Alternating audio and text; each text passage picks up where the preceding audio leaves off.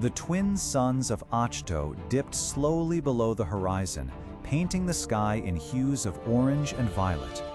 On a small rocky outcropping, a lone figure sat in quiet contemplation. His eyes, though fixed on the dying light, seemed to gaze far beyond the physical realm, into the infinite currents of the Force. A gentle breeze ruffled his gray hair, carrying with it the scent of salt and ancient stone. As the last sliver of sunlight vanished, so too did he. Not with a shout of defiance, not with a gasp of pain, but with a breath exhaled slowly, a faint smile gracing his lips, and a profound, tranquil peace settling over his face. This was the end of Luke Skywalker, the hero who had stared down the Empire, the Jedi Master who had become a legend. And yet, his final moments were not etched with the struggle of a warrior, nor the despair of a failed master. There was no regret, no fear, only serenity.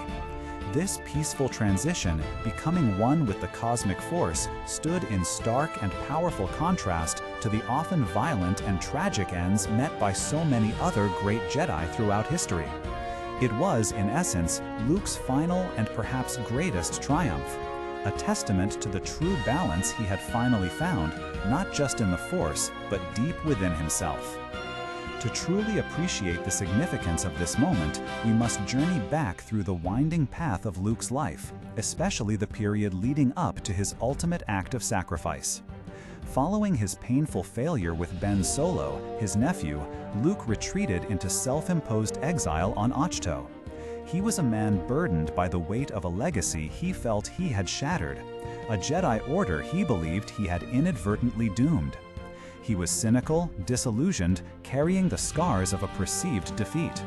His initial encounters with Rey revealed a master who had lost his way, filled with a deep-seated weariness and a fierce desire to simply let the past die.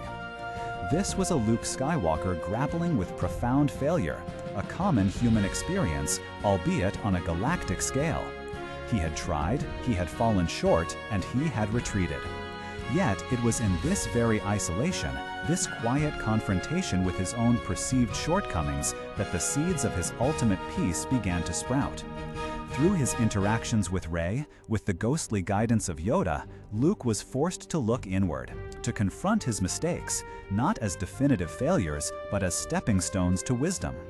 He began to understand that true strength wasn't about avoiding error, but about learning from it, about accepting the ebb and flow of the Force and indeed of life itself.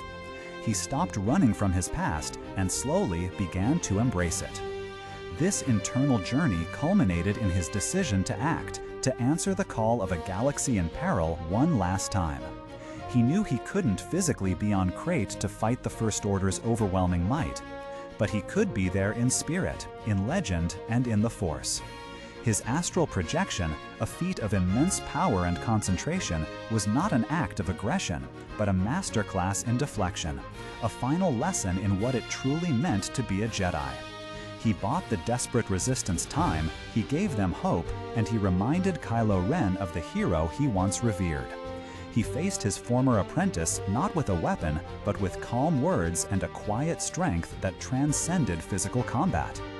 This was the moment of his final heroic act, an act of pure, selfless sacrifice. The strain on him, even as a Force projection, was immense. We see the effort it took, the toll it exacted. Yet, even as his physical form remained on Ahch-To, fading, there was no grimace of pain, no agony of exertion. There was only that growing sense of release, that knowing calm. Consider the deaths of other Jedi. Obi-Wan Kenobi sacrificing himself against Vader, a noble, necessary end, but perhaps tinged with the sorrow of a lost friend. Yoda passing away peacefully, yes, but after bearing the immense burden of the Jedi Order's fall for decades. And then there are the numerous Jedi who fell during Order 66. Their lives cut short in brutal, violent ways, often in a moment of surprise and betrayal. Luke's departure was different. It wasn't a sudden shock, nor a reluctant acceptance. It was an intentional, graceful dissolution into the larger consciousness of the Force, a deliberate completion of his life's work. That serene smile, the tranquil closing of his eyes, these were not the signs of a man escaping his fate, but of a man embracing it fully, completely. He had faced the darkness within himself and around him. He had confronted his own doubts and the galaxy's despair. And in those final moments, he demonstrated that true balance wasn't just about wielding a light against the dark, but about integrating all experiences, all failures, all triumphs into a cohesive, peaceful whole. He wasn't battling an external enemy. He was at peace with his internal landscape. His end was not a defeat. It was a graduation. It was the culmination of a journey that began on a desert farm and ended as a beacon of hope, demonstrating that even after perceived failure, one can rise again, find their true purpose, and achieve an inner serenity that transcends even death. Luke Skywalker didn't just become one with the Force, he became one with himself, at peace with his past, his present, and his eternal future. He taught us that true heroism isn't always about wielding a lightsaber in battle, but sometimes it's about finding quiet strength, profound wisdom, and an unwavering inner calm, even as the world around you crumbles.